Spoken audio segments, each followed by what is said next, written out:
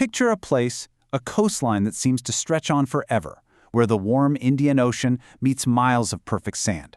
That place is Mozambique. It's a land of incredible beauty, vibrant culture. But if you look just beneath the surface, you find a story that's full of contradictions, a deep and unsettling paradox. And that brings us to the big question, the one that hangs over everything. How can a country that seems to have it all have so little? It's a riddle, really. A story of immense potential tangled up with just profound struggle. A nation so blessed by nature yet seemingly trapped. Why? I mean, just think about this for a second. We're talking about one of the longest coastlines in the world. It's this incredible ribbon of white sand. You have these island archipelagos like Bazaruto and the Quirimbas that are just jewels. And under the water, it's a whole other world, teeming with life, coral reefs, massive whale sharks, manta rays. It is, by any definition, a paradise. But this is the other side of the coin, the harsh reality. For all that natural wealth, Mozambique sits right near the very bottom of global development charts. For millions of people who live there, life is a daily fight for survival. So, to understand the why, you can't start with today. The answer is etched into the scars of its past.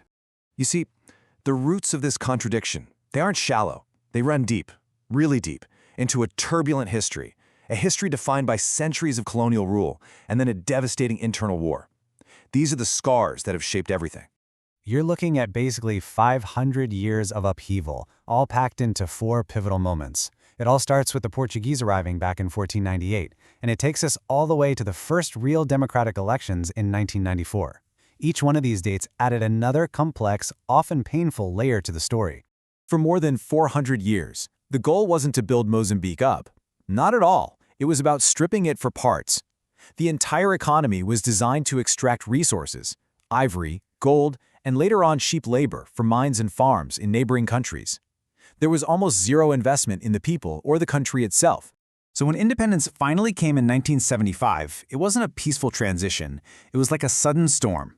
A decree basically gave Portuguese settlers 24 hours to get out, and the result of that exodus was a catastrophic brain drain. Almost overnight, the new country lost its doctors, its engineers, its skilled managers, the very people it needed to build a nation. And in the vacuum that was left behind, something far worse started to grow, a brutal civil war. And this number, it represents the horrifying human cost, an estimated 1 million people gone. 1 million lives lost in a conflict that tore the nation to pieces. You have to understand, this wasn't just a political fight. This war shredded the very fabric of the country. Roads, railways, schools, hospitals, all destroyed. Millions had to flee their homes, becoming refugees in their own land. The war left these deep, deep wounds that, honestly, still haven't fully healed today. Okay, so you can see how this history of extraction and war doesn't just stay in the past. It bleeds into today, and you see it most clearly when you look at Mozambique's economy. It's a landscape of shocking extremes, where unbelievable wealth exists right alongside desperate poverty. And here's the wild part. Here is the potential for a completely different future. 150 trillion. That's the estimated cubic feet of natural gas they discovered off the northern coast. It is one of the single largest finds on the entire planet. It's a treasure chest that could, in theory, completely rewrite the country's story. But this is where that paradox just hits you right in the face.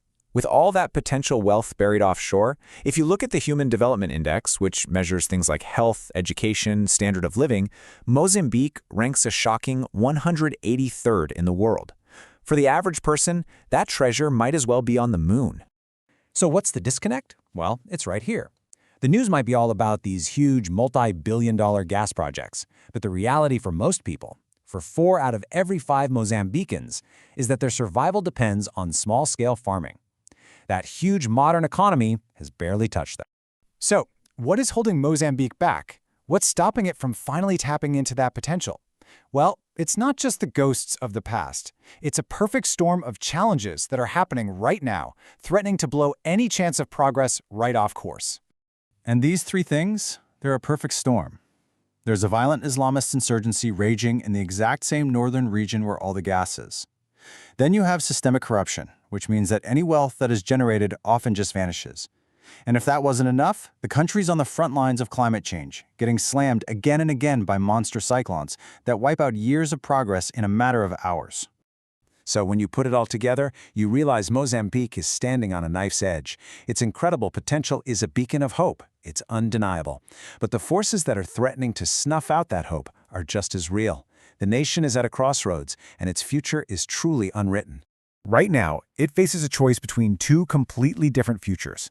Down one path is the infamous resource curse, a story we've seen so many times before, where natural wealth just fuels conflict and makes the rich richer, but down the other path, a future of shared prosperity, where those resources are actually used to build a better life for everyone.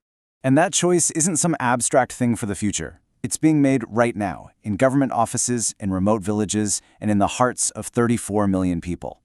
The potential is immense, but it is also incredibly fragile. The whole world is watching, and the question remains, what will Mozambique write in its next crucial chapter?